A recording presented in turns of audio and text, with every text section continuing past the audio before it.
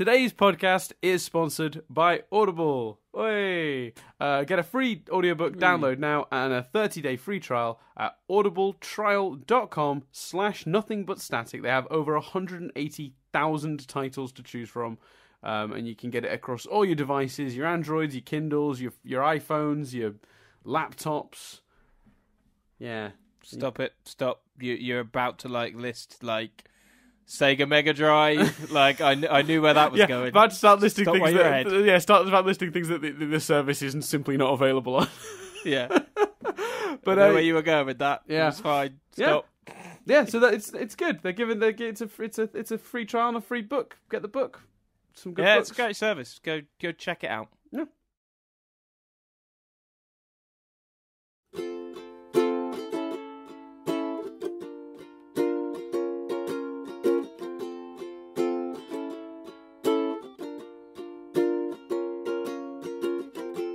Hello and welcome to Stephen University. This week we will be discussing Tiger Philanthropist, an episode of which I'm sure Chris will mispronounce several times the title. Yeah.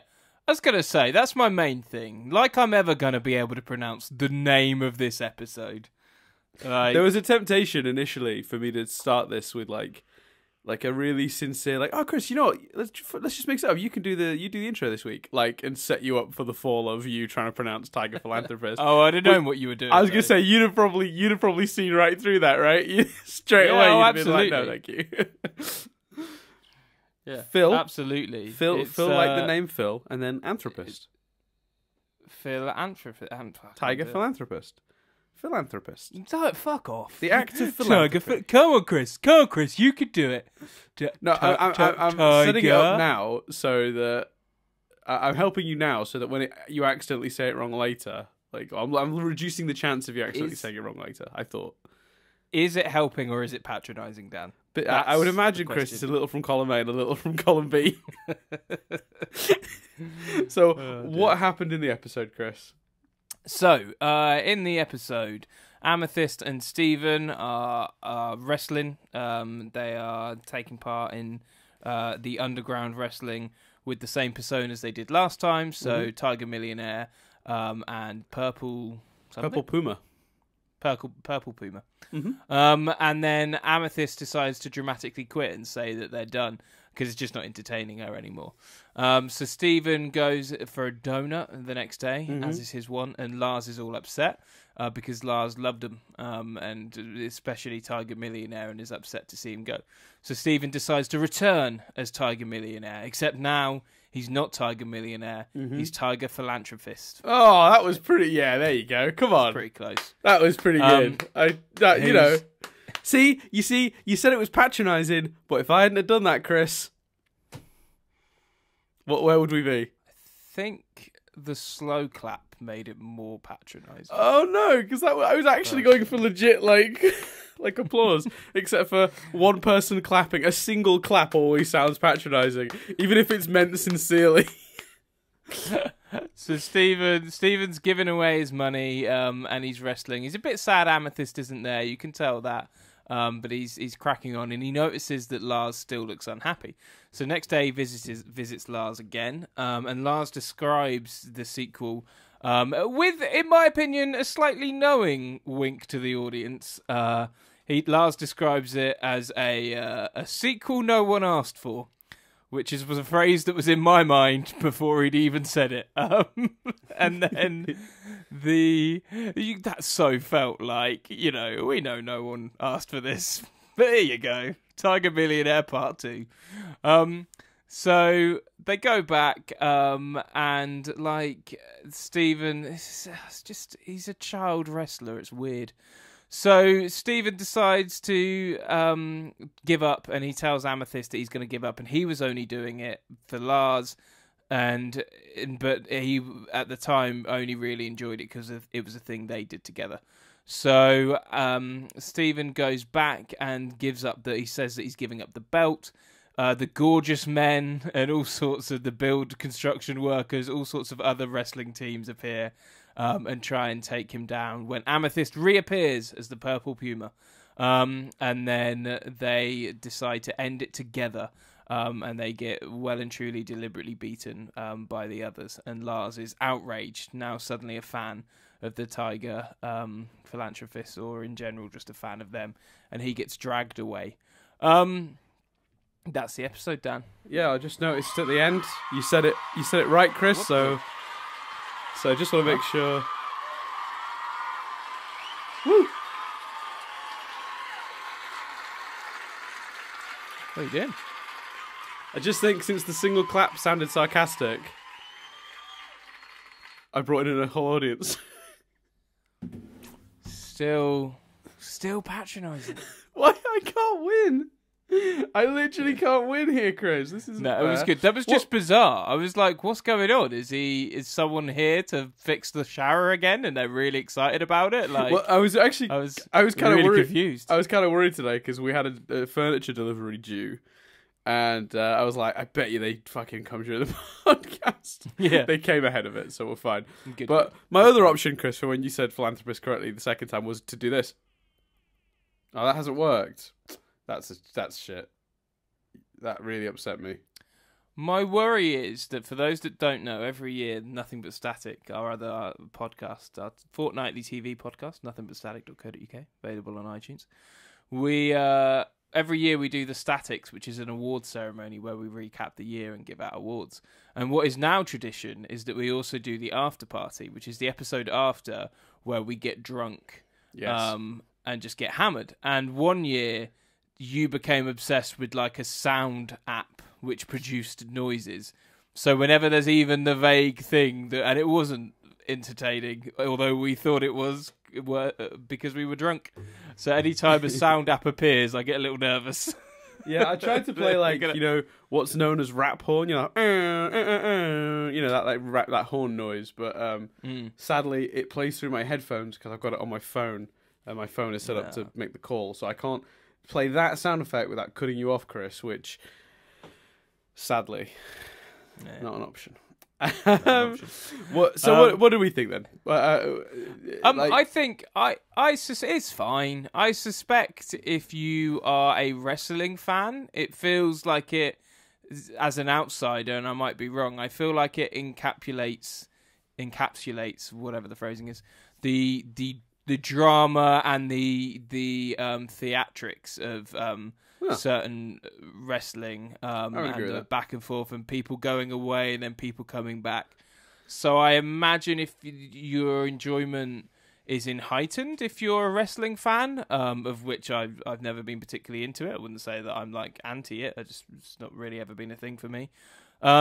So I was like, even when you said last week, and I was like, "Oh, it's Tiger Millionaire," I wasn't overly excited, and that sort of, whilst watching the episode, stayed. It's not necessarily something I'd call back to, but equally, if someone was like, "Oh, I'm a big fan of it," in the way that it's one of those things that, like, I have no particular justification for really loving Steven and the Stevens, apart from the fact that it directly lays into a time travel element and and music to interest of But mine. if you remember when we watched, that's one of the few we watched together, and we were just like Steven and the Stevens. Yeah, and we were just like, it was such a batshit crazy episode. I remember your reaction being like, I wonder if I got sucked into that more and enjoyed that more because I watched it with someone and we were laughing like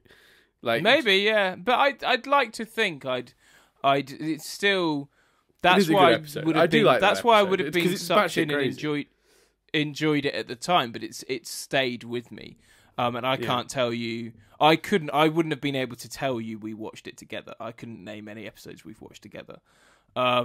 So I think one of the reasons it appeals is time travel and music, big loves and interests of mine. So if someone was to say to me, I really like wrestling, or even if they didn't like wrestling, they would just like, "Oh no, I like the Tiger Millionaire thing. I think it's a lot of fun. I like Amethyst and Steven as a combination." I'd completely get it. This isn't an occasion where I'm going, it was all right. It's an occasion where I'm going, it was all right for me. But I can see why other people would have enjoyed it. I think it was very funny. I think there was some, like when Lars is like, "What's it got to do with Steven? It can't be him." Like, and it's so clearly Stephen. Yeah, it's not even a good disguise. Yeah, like, so that was really funny. His reaction at the end when, like, Stephen, I don't think pays for a single donut in this episode. I was a bit like, we've got a child wrestling. Is that not weird? Does no one think that's weird? But he's been set up to be incredibly strong, so I guess it's fine. So yeah, it's fine. It's not a strong and durable. For me. Huh? Strong and durable.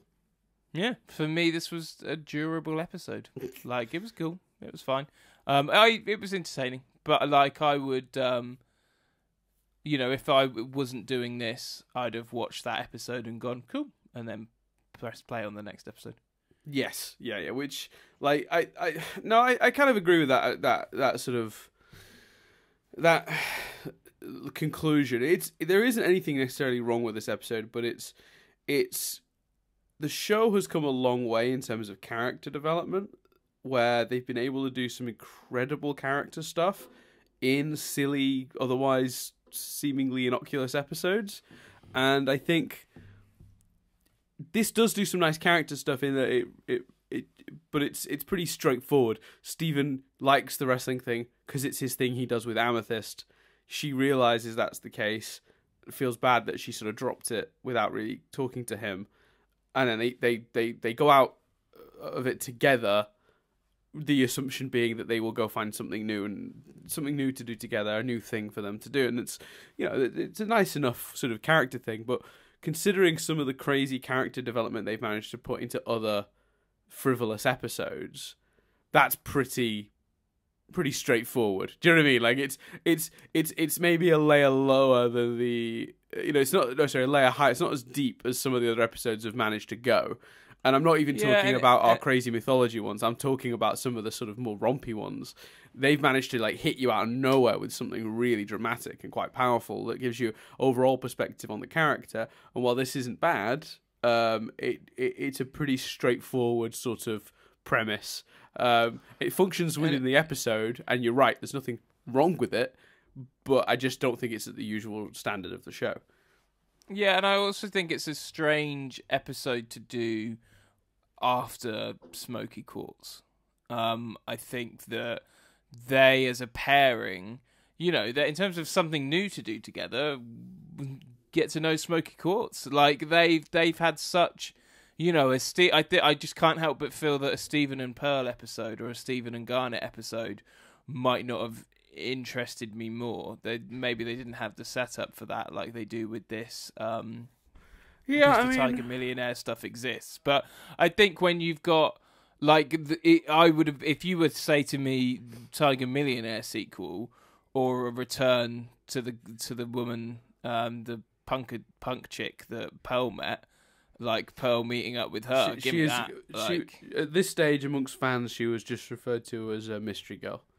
Yeah, mystery girl. Don't try not to read anything into at this stage. I'm saying that on purpose so you don't know if that's changed or not since, if that makes sense. That's fine. So give me more of her. Like, I just wouldn't necessarily have gone Tiger Millionaire sequel. Yeah, I can see how they got there, but you're right. And actually, you're weirdly right in that in a post Smoky Quartz world, this episode doesn't work for the very obvious reason of, well, wait a second, they've sort of, their differences should really, they've been on the same page enough to fuse. So, like, they're the shorty squad. They've actually two of the characters that have gotten the most time together. It's very often, in fact, they put Stephen and Amethyst together. Yeah, so, and I don't think it's about closeness or on the same page, because it's very much Stephen saying he just enjoyed doing that together, but they could do Smoky Quartz together. They could, they've made it pretty clear these guys are close and doing stuff together. So it's a, I don't know whether using this plot more. Well, that's the thing. They dabbled in Lars and a bit of character stuff for him. They dabbled in character stuff for Steve and Amethyst. And I love the hug, by the way, when Amethyst comes back and gives him that great big hug. Like, that's awesome. I really love that scene. Yeah, it's really good. I was just watching it like, okay, cool. I think that, that's a noise I would use to sum up this episode. Just, cool. Yeah. Yeah, no, that makes sense. I think, you're right. And in a lot of ways, there isn't really a lot to say about it beyond that, which is concerning, considering we're 60 This minutes is in. one of those. I don't think middle of the road is fair because it's highly enjoyable. When I can see if someone were to say to me, "Oh, I really love this. I found it very entertaining. I'd really like the Tiger stuff." Then I'd completely understand. So I don't think middle of the road is fair. But this is one of those okay, cool episodes where you finish it and you do think, "Oh God, how are we going to talk about that for half an hour?" Yeah. So what about my wrestling stuff then? You're more into wrestling. Did you enjoy those nods and? Yeah, I'm not sure if I feel like we might have talked about that element in the first time we did this because I think you had a similar point. But I was growing up a big wrestling fan, and then I got out of it, and then I got back into it in a big way, sort of early 20s maybe. I remember it was at uni you got back into it. Yeah, I definitely had a couple of years then where I got really back into it and got quite passionately involved again, and then it sort of faded. And then a couple of years ago, again, I watched it for a couple of months just to sort of dip my toe back in. What's happening in the world of wrestling? It's an entertainment form that I think doesn't get the respect it deserves, and it's kind of its own fault. It's an interesting industry, really, because they play into the lie too much. Like when John Cena goes on Letterman, he should feel fine to say that it's fake. God, Letterman. God, what year is it? Sorry, when he goes on like Colbert or whatever. Do you know what I mean? Like these it's the fact that you go to the WWE website and there are articles written in the about this fictional world as if it's real. It's like no other scripted TV show does that. It'll be if you want this form of entertainment to be treated like a scripted play every week, which is what it is, then start acknowledging that's what it is, because people don't take the pretense. The pretense is how it gets this people because they go, why is it pretending to be real? We know it's not. So I think it's an interesting industry. I think this particular interpretation of it clearly is done with a fair bit of love for the industry, because you're right, particularly a lot of the sort of like characteristics, the way characters will reappear, and it's like a big shocking twist, and then and that sort of thing of the theatrics and the dramatics of I'm going to give my belt away, and like that sort of thing happens on wrestling, and it's like and the show is clearly honoring that style of storytelling in this episode, in the segments in the ring, and then you get a little bit of action too, which is always good, between the different wrestlers, and also there's a little few, it's like loving jibes at the silly costumes and the silly characters that you end up getting, like the construction worker boys, like feels like a wrestling tag team of old. They don't really do that much these days. Like those really heavily gimmicked acts, but they do still exist, and they're ridiculous. And fun when you're watching it. It's a bit like I think wrestling is closer to pantomime than anything else, if I'm being honest with you, because it's like there's a lot of, it's really there to engage the audience. There's someone who comes out and he acts rude and obnoxious, and the audience instantly hate him. And another guy comes out and he's like clearly supposed to be the good guy. He's like cheery. He's like shaking hands with fans. Like he's he gets on the microphone. He says like awesome things, like he talks to the fans like that he appreciates that they're and stuff. People just like that guy, and that guy's against the guy they hate. Do you know what I mean? And then it's and the guy that they hate is giving everyone the finger and like telling them to shut up when they cheer and clap, and like and then there's this dramatic thing of those two forces clash, and the show's almost giving you the person to root for, and then they then proceed to sort of have the tussle, the back and forth, and the way it plays with that here is that they have Steven essentially. So in wrestling terms, that's known as the face and the heel. So the face is the good guy, the heel is the bad guy, and that's a very, very common concept. And then another even more common concept than that, or not even more common, but another very common concept is the heel turn or the face turn, which is when a good guy becomes a bad guy or vice versa in the eyes of the crowd. And they've done it a few times. Like there was a big period of time when The Rock was essentially the bad guy, and then he switched, and then he was the good guy for the longest time. And because he was a good guy for so long, when they switched him back again towards the end of his initial stint with the WWE, it was a huge deal, and people were disgusted that their hero, the people's champion, was suddenly turning on his fans. And but it's all wrapped up in that passion and with the pageantry. It's not real, obviously, So this episode kind of plays with that from the perspective of Lars, in that when Tiger Millionaire was a heel, because that's what he was coming out with Purple Puma. They were dominating. He was a miser in the first episode. They were supposed to be the bad guy. Like, he didn't give a fuck about the audience. Like, he was there to, and Lars liked the heel. And that's actually another common thing in wrestling as well, where the heels have their fans too, which is always funny because they'll try to praise them and the heel will just like shit on them every time, tear up their posters and stuff. And in fact, you might even remember that that's pretty much what Tiger Millionaire does in the first episode. Lars really likes him, holds out his hand to him, and then Steven knocks it away or something like that, or tears up something, because he's playing the role of the bad guy. So when this episode starts, they're still the bad guys, him and Amethyst. They're still playing the heels, and then when Purple Puma bones out and he returns as Tiger Philanthropist, he's giving his money away. He's clearly become the face, but that's not as interesting to Lars, who quite liked him when he was not giving a fuck. Basically, he liked the sassy version. So it's really interesting that without really exploring it overtly, they have subtly sort of looked at the way that wrestling does its heroes and villains and the face and heel turns, and I think that's really interesting. I don't think it's enough to make this episode any better than what we've already described, but it does give it an extra dimension, and I think you're right. If you're into wrestling and you're sort of looking at that and looking at what this show is commenting on that, and it's not making a huge statement about wrestling at all. It's simply expressing almost how it works and what's good about it. It's like sort of saying, look, this can be fun.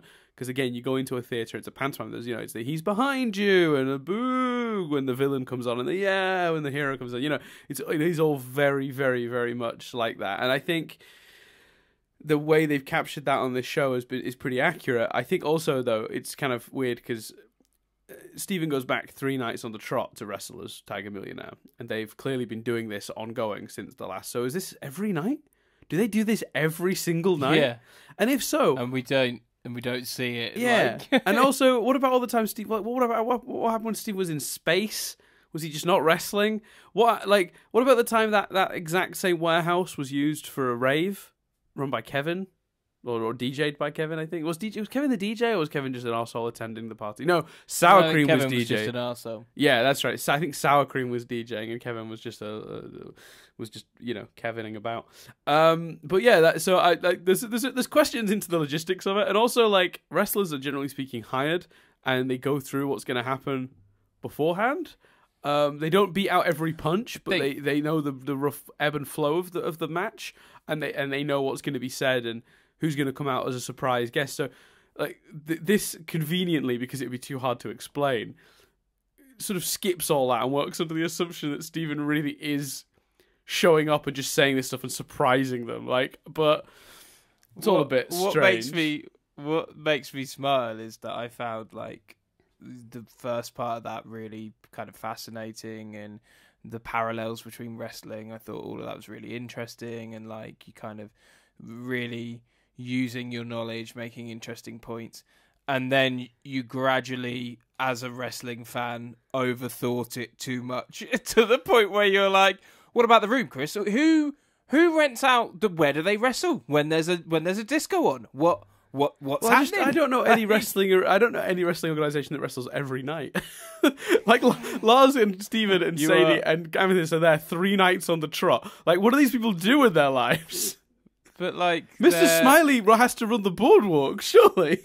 They're alien crystal gems, Dan. I don't think the logistics of the wrestling ring is the questions to ask. Unless they do a week of wrestling every couple of months or something, which I suppose could be a thing. But that seems weird. But I suppose once you've set up the ring, it might be cheaper to do it that way than having to reset up the ring. Though. It might go in. It might be seasonal or whatever. Yeah, maybe. But then he has to because he does the boardwalk, doesn't he? He does because doesn't he run the Funland on the pier? Yeah. And he also runs Funland Arcade in the city. So Mr. Smiley's spreading himself pretty thin here, isn't he? as the commentator. But no, I think it's interesting because I think in a weird way the other point I was making about the lack of in reality these people would all be pre-communicating what they were going to do, and clearly for this story to work, Steven couldn't have like for Steven to be surprised at Amethyst showing up in that moment of the hug, you can't then show a scene before it where Amethyst shows up and goes, right, promoters, just so you know I'm coming. Like, so you can't do any of that because it sort of spoils the story anyway. But then there's the other element of it's almost like they're protecting the fantasy of wrestling for kids, which is kind of sweet. Like the idea that whoever wrote this episode or storyboarded this episode has a passion for wrestling, and didn't want to ruin that for children as well, which is nice. Well, let's talk about the children then. Is it too violent? Wrestling or this? No, this. Yeah, this. I don't want to get into the wrestling and violence debate. This show, this episode. No, I don't think so. It's no more violent than anything else we've seen. I don't think. Did you think it was? I don't think it's too violent. I don't think it's. I think it's potentially more violent than other stuff we've seen because it's violence for entertainment, which is usually it's violence in defense or violence because someone's being violent to them. See, but that's the interesting thing about wrestling is the subtext is always that it's fake. Yeah, that's true. Because in wrestling, obviously, none of the moves are real. When the guy headbutts the other guy in wrestling, he's not really headbutting the other guy. He's putting his thumb on it. He's putting his hand on his head and putting his thumb between their skulls and headbutting his own thumb, which hurts a little but doesn't hurt like a headbutt. There's all the moves. They are tricks. Wrestling is often. I think you could also compare wrestling as a piece of entertainment to like magic. Sometimes, like there's tricks to a lot of what they do. As you've just said, though, they're protecting that for children, so the child watching this isn't. Yeah, you're right. That's an interesting line they're walking there, isn't it? I think they walk it just fine because it never occurred to me, but then again, it occurred to you, so that is fascinating. I think. Yeah, I just bring it up as a question. I don't know where I stand on it. Like I was a kid that loved Power Rangers, and that was always considered too violent. Yeah, but I'm not karate chopping people in the streets, you know. Well, I suppose in a world where 6-7-year-olds watch the content that WWE puts out, I suppose it can't be that big of an issue because that's real people actually doing very dangerous stunts. And if that's on television and fine, at sort of cartoon violence that's over-exaggerated and clearly cartoony, I suppose, is probably safer than the real thing. I think it's fine. It's just a different, it's just like I say, a different form because it's because it's not the usual fight for your own survival only. It's like the Colosseum. It's kind of messed up that these people are going to watch these other people fight. But again, the subtext of wrestling has always been that it's fake. Even when I was 7 or 6 and watching it, I wasn't going, "This is real." I was going, "That's an incredible stunt." I remember watching Mick Foley go off the top of the Hell in the Cell, King of the Ring, 98. I might have been 11, and it's one of the most dangerous stunts ever done. Vince McMahon told Mick Foley after, if he ever does that again, you're fired instantly. It was absurd that he put his body at risk like that. He could have broke his neck. He could have died. He literally could have died. It was a spur of the moment thing, and he definitely shouldn't have done it. Back in a world when wrestling wasn't regulated and these guys were allowed to just go nuts for the entertainment of the crowd, and Mick Foley particularly was always pushed the limits of like what was allowed. And I remember watching that when I was a kid and being genuinely scared for the man's life. Do you know what I mean? Like, actually, not that when they pull him out on a stretcher, the whole show seems to stop, basically, when he falls through that table to the ground from this big cell thing, which it's hard to explain to someone who hasn't seen it, Chris, but it's this cell cage they put around the ring, which is, like, very, very high up, and he's basically thrown off it, free falls through a table on the ground, but it's the height is so... If you were to see the footage, in fact, I'll send you the footage later, Chris, just so you can appreciate and think about maybe a sort of a child watching it. Like it was almost sickening to watch because when it happened, I watched it on pre-record or not pre-record. I watched it post it happening, but there was no internet, or there wasn't no internet, but I wasn't on the internet. I didn't know how it turned out. I didn't know whether he was fine, and it was upsetting really because they start stretching him out. But then it leads to one of the greatest moments in the history of wrestling, which is when they halfway up the ramp with him on the stretcher. And this is 5 minutes into the match. I'm like, it's over already because maybe he's injured, maybe it's serious. Then he gets off the stretcher and goes back and finishes the match. And he hit the ground so hard, it became in later. He hit the ground so hard, it turns out later, that a tooth came out of his mouth loose, down his throat, and came back out his nose because of the velocity as he hit the ground. And there's a shot when he Jesus. turns around, looks at the camera, and there's a tooth in his nose.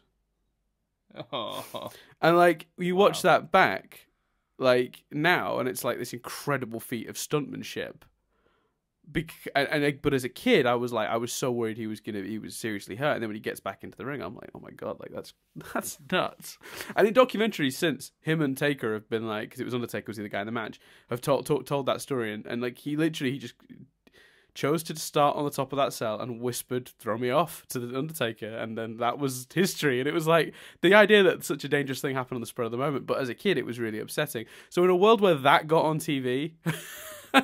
It's kind of This hard. doesn't seem that bad. It really doesn't, but I totally see your point. Kids with a more sensitive sensibility, for sure. And I also think kids that don't watch wrestling, that don't see it that way, Yeah. would certainly. And wrestling's changed a lot. Like that would never happen these days. Any big stunts like that are prearranged with a huge number of safety precautions. Like they don't even let them do chair shots to the head anymore. Like they've really cleaned it up.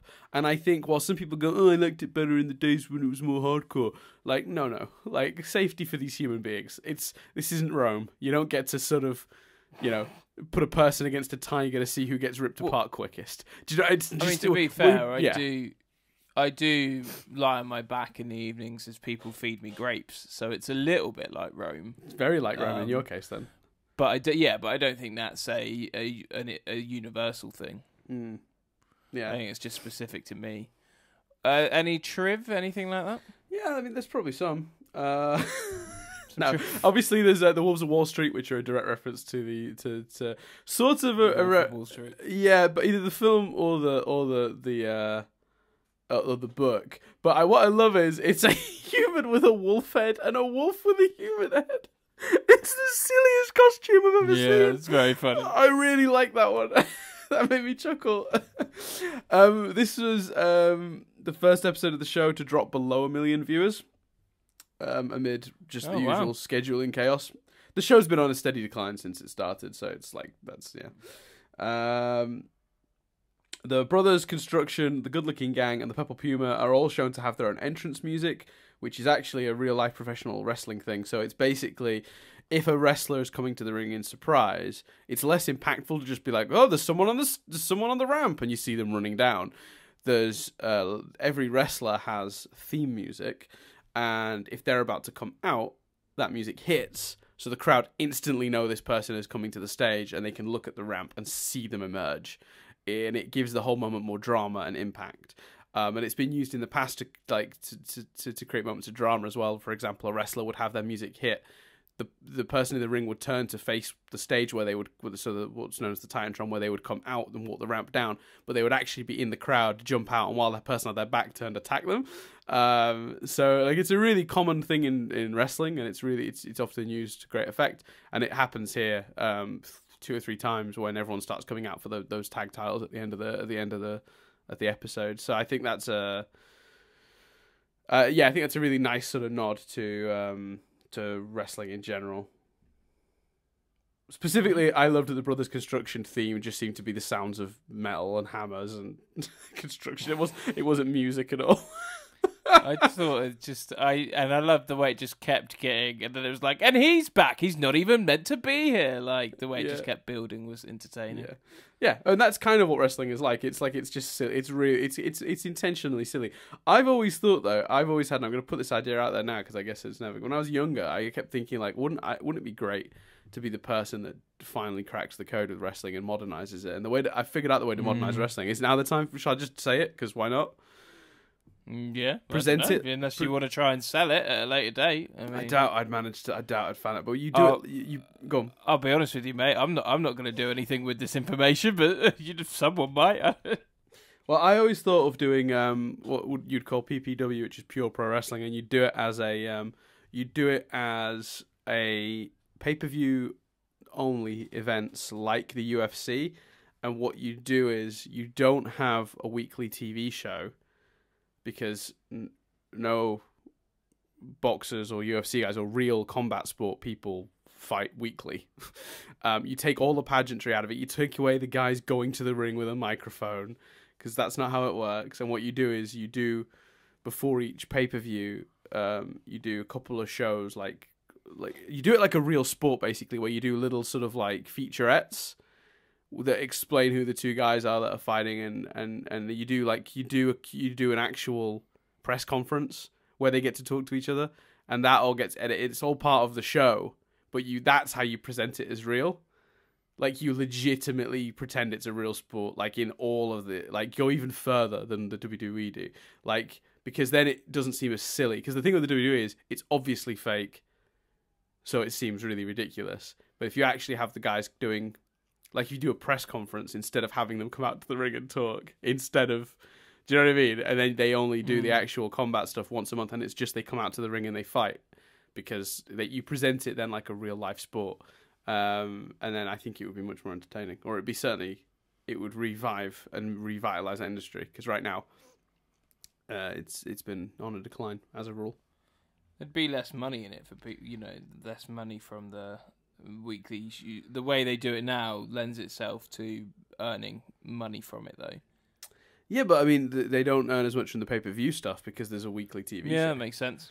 So that's why I always thought. Yeah. But you'd still do what the UFC do, which is they do TV shows, which is like they do little documentaries called, Countdown 2, and then it's the event, and it basically goes through the build up to that event, including the press conferences so you could even just do that as your sort of televised show, but it's all fictionalized. So it's like The Office, like a documentary, but it's a fake documentary in the build up to a fake sports event.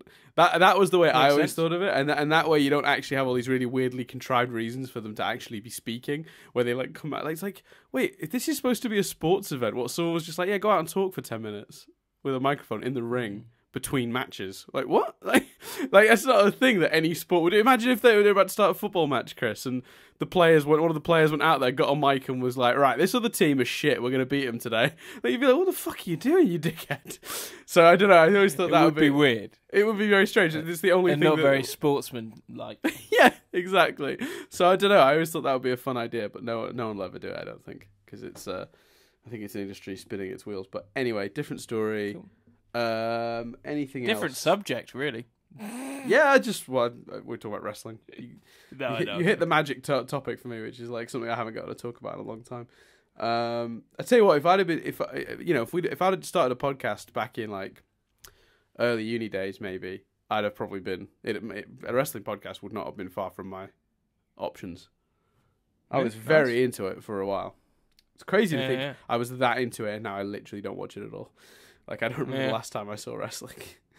So let's have a look. Oh, yeah. Apparently, the way Mr. Smiley reacts to Purple Puma's mic drop is similar to the way Greg reacts to his own mic drop in We Need to Talk, where he mentions that the microphone is expensive and should be handled with care. I thought that was really neat. That's good. Steven running hooded into the arena is similar to how Amethyst appears in Tiger Millionaire. So he's become what she was in that, like it's sort of looped round. That's nice. Nice touch. Yeah. Obviously, we touch upon Amethyst's no longer feeling... Actually, this is something we should probably talk about a little bit, the Amethyst of it all, and just that they clearly hint that following Earthlings, she no longer feels inadequate. That's the reason she's leaving the wrestling thing. She used to do it to make herself feel better when she was dealing with that stuff. I suppose we should have really touched on that earlier when I talked about how this episode does have some arc stuff, but it's not as deep. But I suppose I'm kind of wrong, aren't I? Because when you think about it, that's actually a pretty big overall arc thing that I kind of forgot about. I guess I just didn't personally associate it with that because there's Earthlings and Tiger Millionaire there's quite a gap between those two of them, but that makes complete sense and is a nice thing for the character. It becomes something I hope they stick to, that confidence then. But I suspect they will, and I can see that it does highlight quite a nice evolution for the character. Yeah, I'm just trying to see if I can find the quote. Oh, here you go. Yeah, so who needs it, I mean, I needed it when I felt like I wasn't good enough, but I don't feel like that anymore. Do you? As Stephen replies, no, that's never why I was doing it. and he says that he liked that we did it together. So yeah, I think it's pretty direct actually, that reference to Amethyst's sort of old character arc that's sort of closed up a little bit since she finally sort of overcame the Jasper. I think you naturally hear what Stephen's saying more. That sticks with you. I didn't particularly take in what Amethyst was saying, but that's read it back in that context. It's nice. Yeah, it is really nice, actually. I noticed it when I was watching it, but I'll be honest with you, I think it got overshadowed by the Stephen element of it, because then that's what I mean. Then I kind of forgot about it. Like, I definitely noticed it and thought that when it was on, but the impact is worth talking about. So it is a cool, but again, it's not real development. That's just a nod to the arc that's already been and gone. So again, this episode lacks some of the depth of the others. I think that's probably one of the things that holds it back. Yeah, anything else? Oh,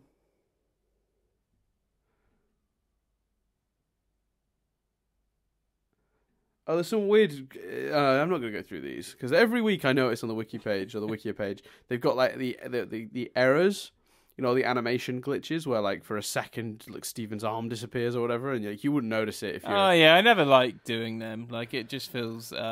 cheap, in case anyone's wondering why we don't, I just don't think anyone's ever gonna go and rewatch the episode looking out for that kind of stuff. They're never that noticeable. They do such brilliant work, and there's such small errors that I agree with you to not necessarily read them out. Yeah. The only thing is just a little nod to the episode. Onion Friend and Three Gems and a Baby, actually, when Amethyst is holding a teacup and then she just eats the tea bag instead of drinking the tea. Yeah, that was good. Which is a nice little... I don't know if that's another one where it's like, how many times does she have to do something for it to be a character quirk as opposed to a nod to previous episodes? Like, I just view that as a character quirk. Yeah, that's true, because that is the third time she's done it now. Yeah. Yeah, that's true. That's very true. But that's about it. Yeah, we got a surprising amount out of that episode. Mostly because I went on to the wrestling stuff. If I hadn't done any of the wrestling talk, we'd have been in and out. True, but that 25 minutes. That Venn diagram of Steven Universe fans, Steven University fans, and wrestling fans. I mean, that is a pretty large Venn diagram there where they all meet. So, thank you guys. Thank you, Dan, for filling that Venn diagram. Yeah, we're just luck, really, that one of the two of us happens to have enjoyed wrestling at one point in their life. No, but seriously, I think a lot of that wrestling stuff was really interesting. So I think it all valid, all on topic. Comment below if you disagree. Oh, and wrestling fans, generally speaking, quite like doing that. So I'm sure if there are any wrestling fans amongst our listeners, then I'm sure we'll hear about it. What's the name of the next step? It's Room for Ruby. Okay. Any thoughts, theories? Oh, are we gonna get some Ruby Sapphire stuff? I assume. Okay. Maybe. Yeah. Well, maybe something to do with the rubies up in space, but. But they do seem to have thoroughly forgotten they exist. Oh yeah. It's almost becoming a joke now, isn't it? Like. Like when they crashed into them on the way out to space, out to the zoo, and they were just like, "Yeah, we'll come back for them."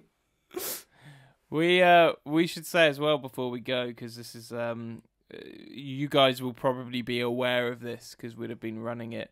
But from our point of view, this is when we just got our sponsorship. So check out at the beginning, and we'll put, is it audible.trial.com/nothing-but-static? audibletrial.com/nothing-but-static if you wish to get a free month trial to Audible and a book, which you get to keep even if you end the trial. That's the bit I should really be selling this on, and I've probably done that in ads since, but in the ones we've recorded since this got announced, we haven't really mentioned this.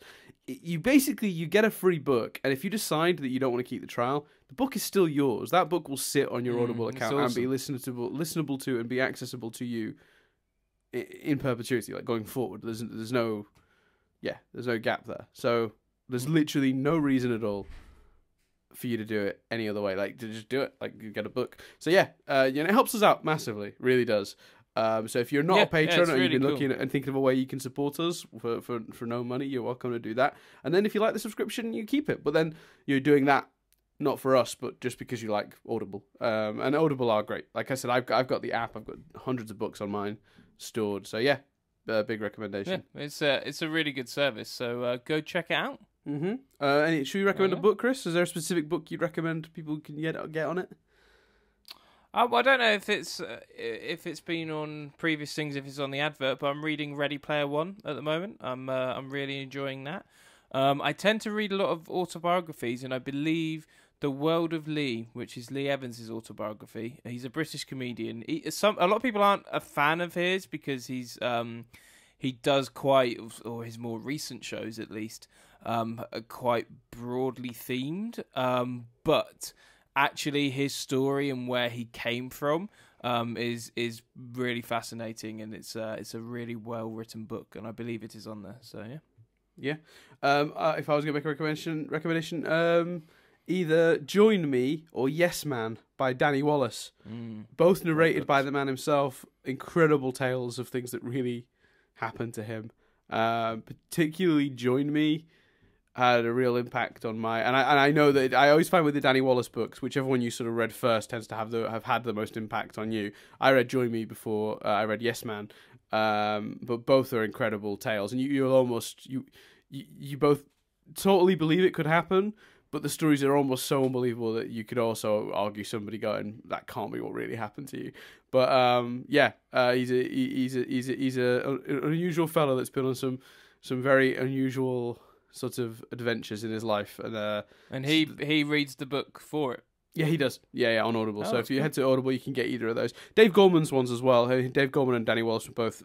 This is for American listeners, these names won't mean anything to you, but Dave Gorman and Danny Wallace both do what their wives and girlfriends collectively refer to as boy projects.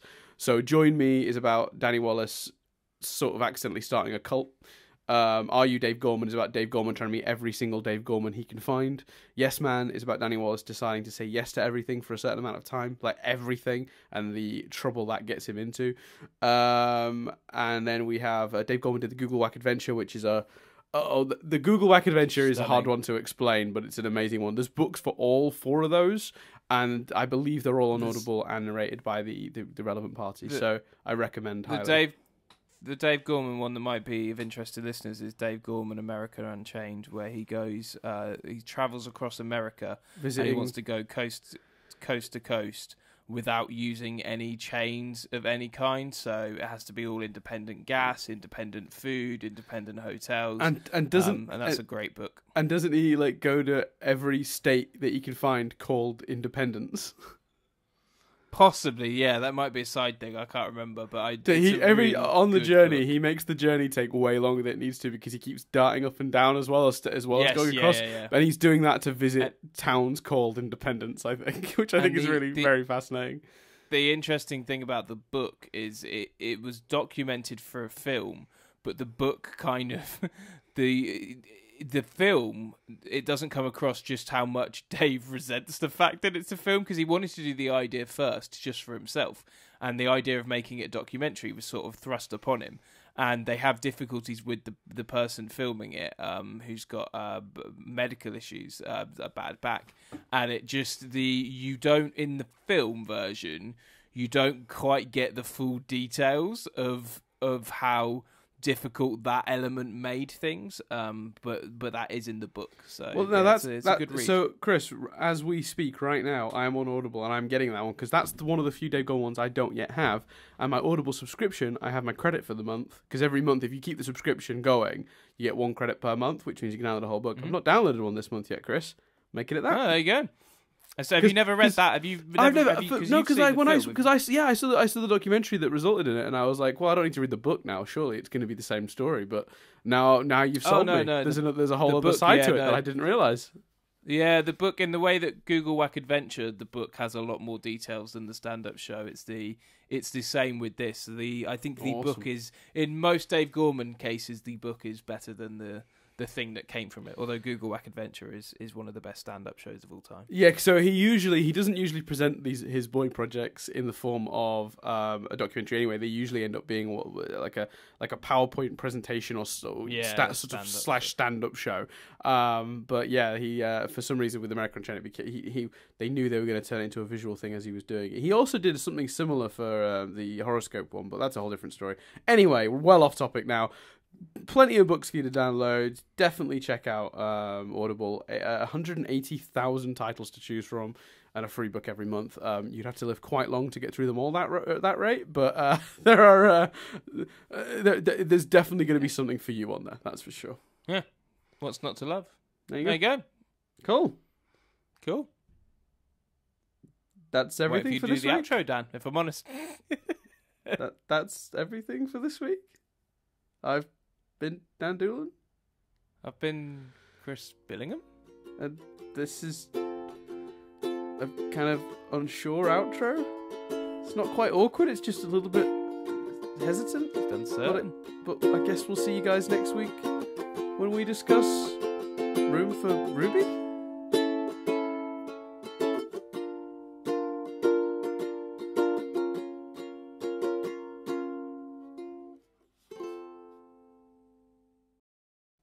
Yeah.